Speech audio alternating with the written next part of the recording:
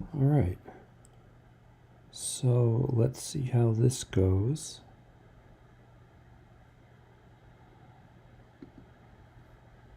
All right.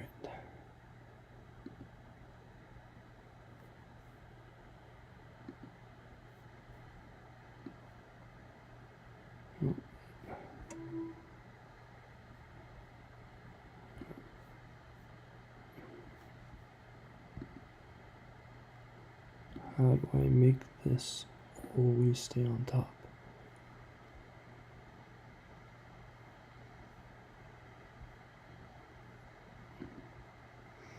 We'll have to figure that out.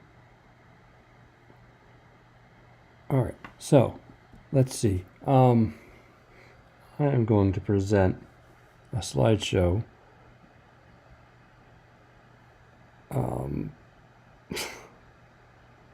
Start slideshow.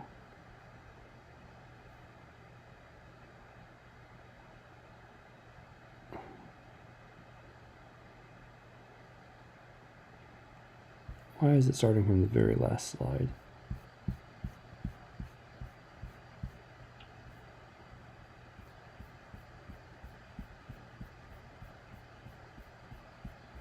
Of course. All right. Escape.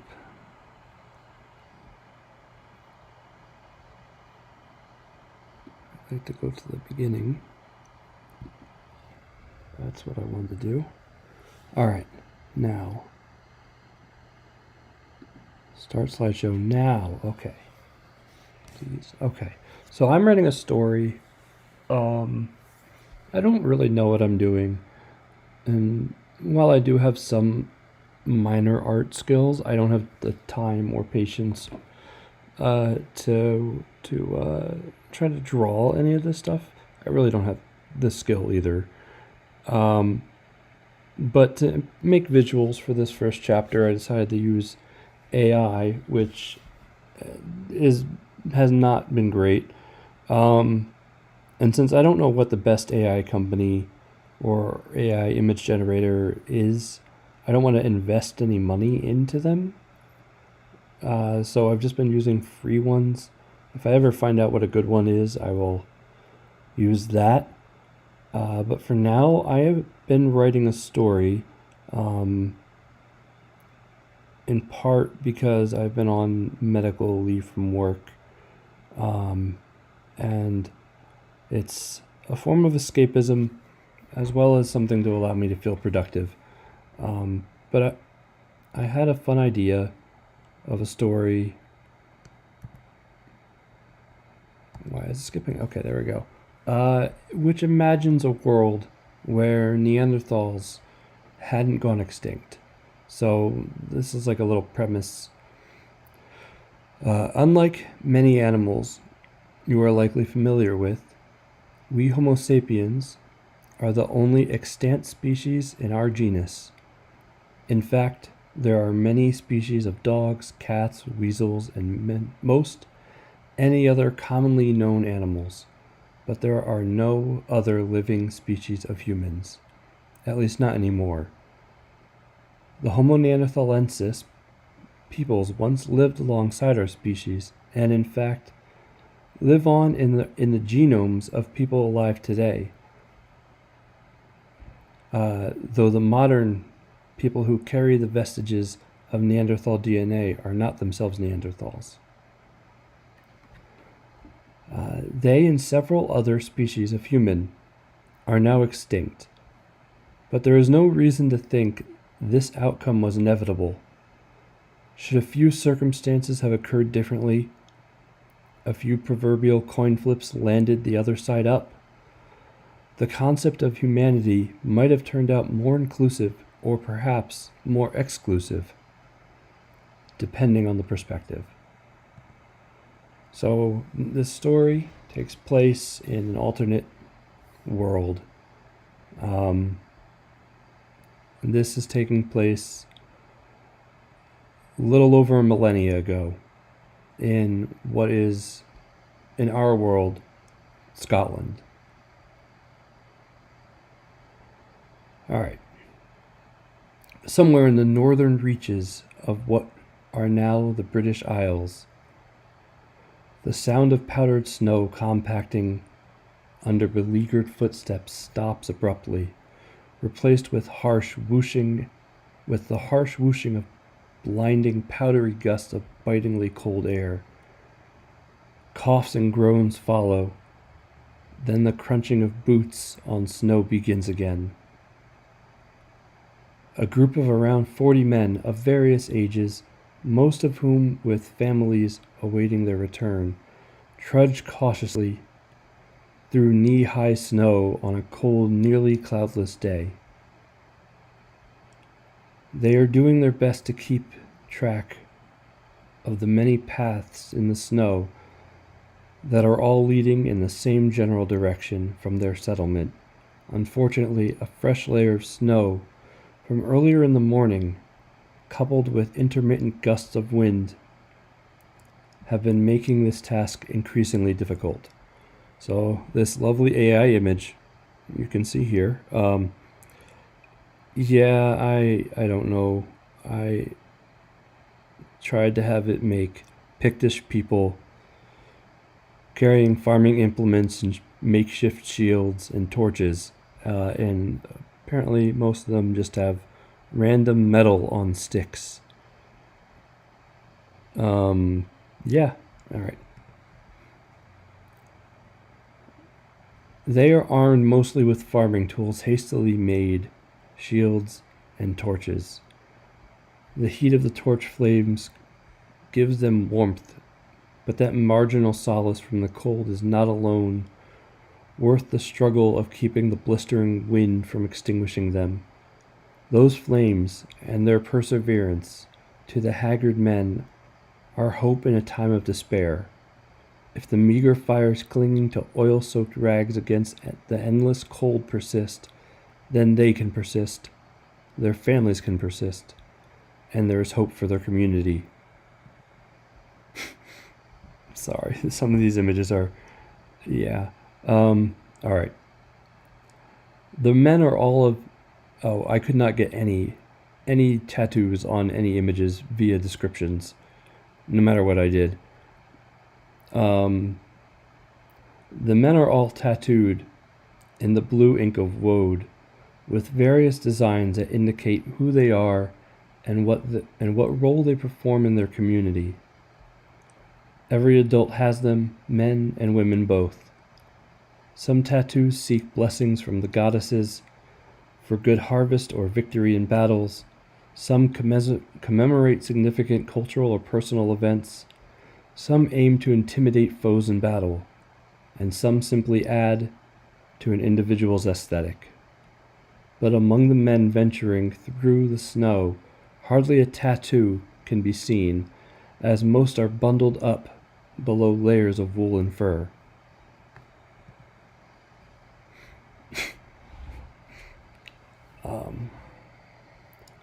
Among the men are a spattering of soldiers, armed with swords and thick wooden shields, who are allowed to volunteer on account of being relatives of the farmers. The nobles and the wealthy still have their supply of grain and animals safely stored behind fortified walls and under constant guard. They think they are being charitable to allow the few soldiers who are farmers' kin to assist in the dire situation. But what happens to all of the nobles, to the entirety of their people, if the farmers starve to death? That was the most common topic of conversation amongst the men since leaving their homes. That and speculation about whoever it was that raided their grain silos and barns 2 nights prior, and the revenge they intend to exact. A torch-bearing man in his mid-40s asks, "How do we know it wasn't the nobles who took our winter reserves?" The man's nephew, a soldier, replies, "If it was the nobles, it wasn't any I know of. 2 nights ago there was a wedding, and we all had guard duty. almost all night.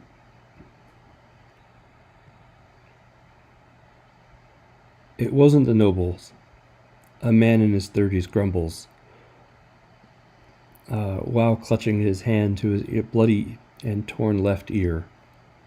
They weren't dressed like us or the nobles. Yeah, so this is what the open AI image thing, or open art or whatever, gave me for a man in his 30s, a Pictish man in his 30s clutching his bloody left ear.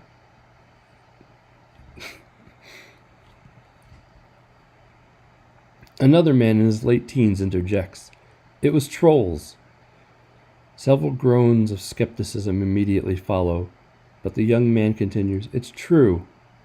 I was out dumping my bucket when I heard them. They spoke in such a weird way, not like any of us at all. Their words were mixed with whistling. And you didn't even try to stop them," accused one of the soldiers. "Stop them with what? A bucket of my shit? They were too fast anyway." "They were carrying our grain and sheep and goats. How fast could they have been?" criticized the same soldier. "I only saw them as they ran away. There were a lot of them, and they were short. And hairy too, I think. It was hard to tell because the only light was the moon and their fire breath."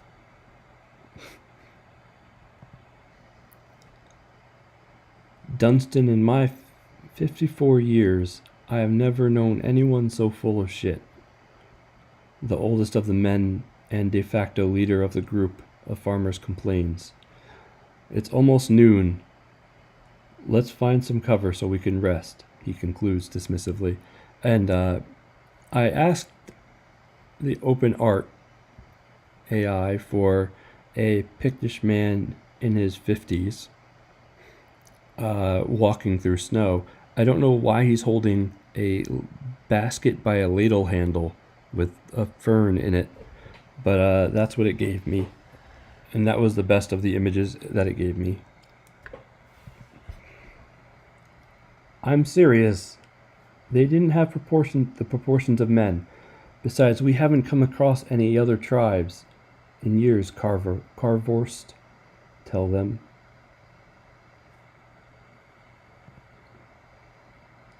The man with the torn left ear replies, "Yes, they spoke like they were whistling at the same time, but I didn't see any of them up close.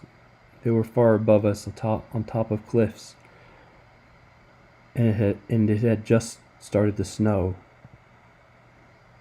Another man cuttingly retorts, "Besides, we haven't come across any trolls ever." A gust of wind sweeps loose snow up from the ground and off nearby leafless trees, causing a moment of whiteout. All talking and walking ceases as backs pivot toward the gust and poorly gloved hands protect faces and torch flames with poorly constructed shields. A young man near the front of the group shouts, "Tristram," while squinting through the flurry of flakes as they gently drift back toward the ground. The eldest man coughs and wipes his long, stringy hair from his face. "What?" he replies. "I think I see a fire at the foot of that cliff face. Do you think it could be them?" "Carvorst, what do you think?" Tristram asks. Ahead of the group, maybe the distance of 3 longboats, is a raging bonfire, flames frantically reaching skyward, tossing puffs of light gray smoke. The bonfire sits in a valley flanked by steep rocky cliffs. The steepness and rockiness of the eastern cliff face is obscured by a massive snowbank, courtesy of the wind. The valley, the mouth of which is quite wide, and with shallow slopes had snuck up on the group of men. While they have all been here before, none except Karvorst, who was here just yesterday, have been here in the frozen grip of winter.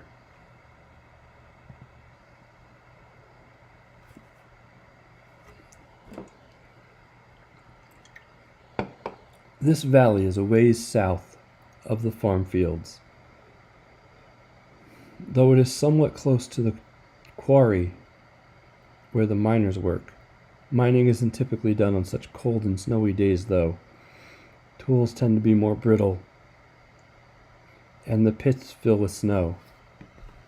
Once the snow has time to melt, refreeze, and compact, miners do come down this way with sleds, as it makes hauling ore easier. But this is snow one walks in, not snow one walks on. And under normal circumstances, farmers don't have much reason to be out in the snow, especially so far from their settlement. Karvorst replies to Tristram. It snowed so much since yesterday. I'm not sure where I think we're close to. I messed that up. It snowed so much since yesterday. I'm not sure, but I think we're close to where we were ambushed. Broichen was struck in the foot and told me to leave him and report what happened. He said one of us had to live so we can get our food back. I didn't want to leave him here alone, but I couldn't let our family starve, his voice becoming increasingly regretful. If you hadn't come back, we wouldn't have been able to find our way back here, Karvorst. You did the right thing. You think Broichen survived? Or any of the others? Could that be their fire? Tristram asks, with hopeful hesitation. The same man who cuttingly retorted Dunstan earlier remarks in a mocking tone, well, if the trolls can breathe flames, do they really need a bonfire? A raspy voice that sounds as though the owner is recovering from a cold speaks up. Look, there's someone sitting at the fire.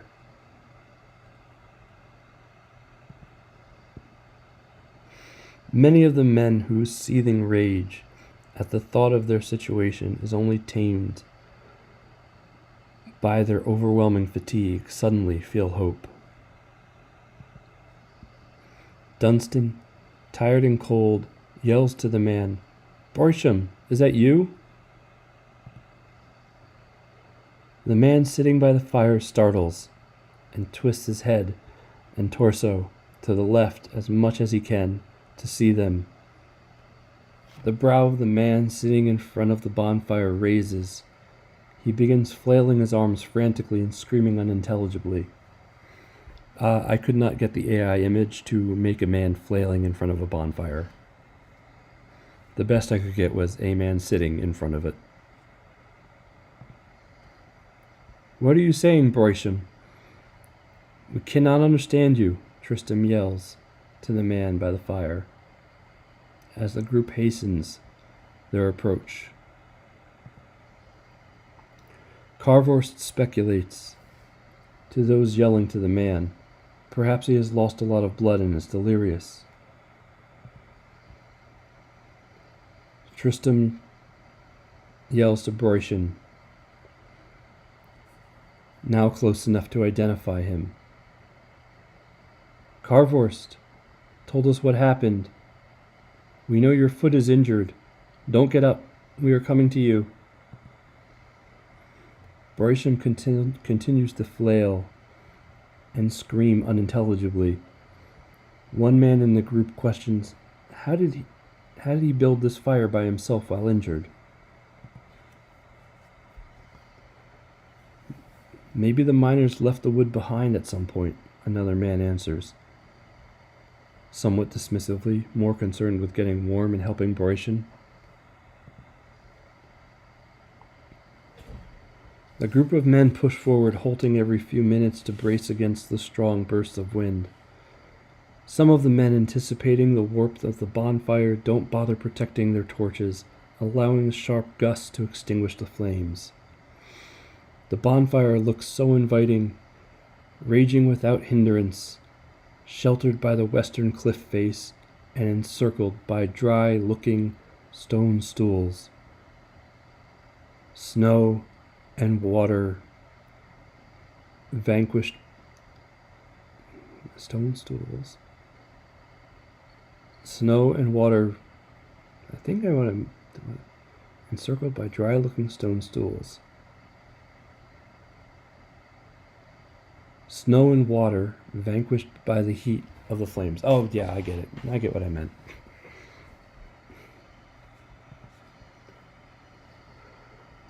Where are dressed and Angus and Alcalorid. These are actual Pictus names, by the way, that I had to look up. I have no idea how they're actually pronounced. I mean, Angus is kind of obvious, but Alcalorid? I don't know. Did any of them survive? Carvorst yells with concern, but Broycian yells garbled nonsense in return. He then suddenly stands up and releases an anguished guttural scream, and immediately falls back onto the stone stool, cracking the base of his head on the slab, and coming to rest as a heap on the ground, partially propped up by the stool he fell onto. Broycian, Tristram yells. We need to hurry up. Push through the gusts of wind. Let's get closer to that wall. He points to the western cliff face. The wind is less strong there. Look how it barely pushes the thought. Crunch. One of the forwardmost men, Aiden, catches his foot on something. He attempts to root himself to the ground with his other foot, but as it plunges into the snow, there is the sound of small bones snapping. His boot slips, and his ankle rolls, as it very briefly finds purchase on a snow-covered, bare foot that creaks and collapses beneath his weight. Aiden falls face first onto the frozen face of Drest. His scream is snared by a mouthful of snow and beard hair, and emerges as a low, shaky stutter of a gasp. If not for the snow and Drest's full beard, he likely would have lost a few teeth when his mouth impacted the dead man's chin. Yeah, I could not get any of that drawn by the AI. This is the best I could get. Apparently an old man laying face first on the snow with extra fingers, apparently.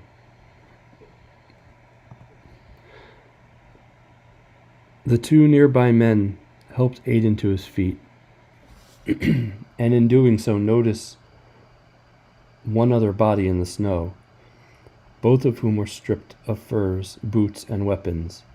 Their bodies lay broken and contorted, deep blue tattoos exposed on punctured pale blue skin, and splashed with the deep ruddy bronze of frozen blood. Several other men, unaware of what just happened, continue walking ahead. One of them turns to face the group and shouts, "Hey, I think I smell bread. Bread and meat cooking." Yeah, this was supposed to be two men helping that first man up. I could not get it to recreate the first man who fell. But yeah. Alright. Aiden, having now collected himself, yells back, "Stop! Don't go further. We found Drest and Alucard. Alcalored. They are slain and stripped."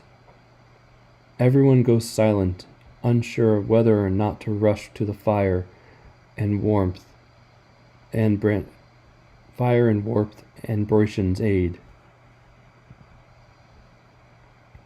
"This is where we were ambushed, Karvorst exclaims, in realization that quickly turns to panic. Torsos twist, heads swivel, eyes squint, desperately looking for movement around the fire or atop the cliffs. "Let's just get to the fire and help Broischen," Tristan suggests with authority. "We are just as vulnerable here as we will be there. But here we are vulnerable and cold." Everyone cautiously begins trudging forward toward the bonfire again, not stopping for the gusts of wind or protecting their torches, allowing the flames to succumb to the heaving bursts of air, all while trying to scan for any signs of movement. The group moves only a few paces through the thick snow before, from high above them on the western cliff, a whistle-like shout dwarfs the howl of the wind. "Huza tiho kudof." Pretend that was more whistly. My mouth is kind of dry. A naked, tattooed man flies from the cliff, limbs flailing limply through the air. He lands squarely on the back of a man holding a pitchfork over his right shoulder, knocking the man to the ground with his now skewered body. This was the best I could get for a Pictish man being thrown from a cliff. I don't know why he looks like Tarzan or has a bow. "Angus!" Karvorst shouts in alarm. The soldiers quickly ready their weapons, lift their shields, and begin lining up to form a shield wall, anticipating spears to rain down on them. They scan the ridges high above them, but see no movement. Karvorst shouts to the farmers, "Shield wall!" Many of the farmers begin copying the soldiers, though they are rigid with fear, stiffly ducking below their makeshift shields. Some of the farmers attempt to flee back toward the mouth of the valley, but they only manage a few steps before grunts and straining can be heard from above both cliffs. Then the sound of crackling and creaking of soil and gravel giving way echoes through the valley. An army of boulders peek over the precipice, scraping against the ice and dirt. Slowly at first, the rocks appear to peek out far above the men's heads, as if cautious or curious. Then abruptly, countless tons of stones appear to leap from the cliffs, falling over themselves, crashing and careening, plummeting onto some 40-odd shocked and horrified faces. High atop the cliff's face, I'm sorry. This picture is so bad. I literally asked for a group of Neanderthals peering over a snowy cliff. And I don't know why this person has a little Ewok buddy in front of him.